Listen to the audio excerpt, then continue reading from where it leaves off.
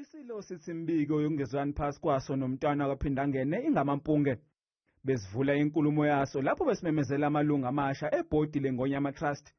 INgonyama Trust iqaphe umhlaba obalelwa kwamahektha angu-2.8 million wakwaZulu, kanti yasungulwa ushenge esawundunankulu ngaphansi kahulumeni wakwaZulu.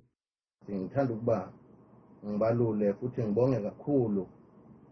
Ngibonge futhi ngiphindelela kundunankulu kwaZulu kwathi ngaleso sikhathi sika 1994 abanombono ophuthumayo ukuba akwazi avikele ukuthi uzolivikela kanjani izwe lakwaZulu, okuyingubo kaZulu nempilo kaZulu ukuthi alifake ngaphansi kweNgonyama Trust.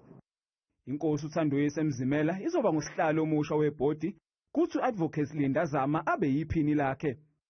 Sinamakhosi akhona kuleli bhodi, amakhosi ayinsila futhi ayingubo futhi ayisihlangu salomhlabathi. Ngiyafisa ukuba lokho isizwe sihlale kusemqondweni waso ekutheni sinamakhosi akuleli bhodi ukuthi sesiyibambele thina.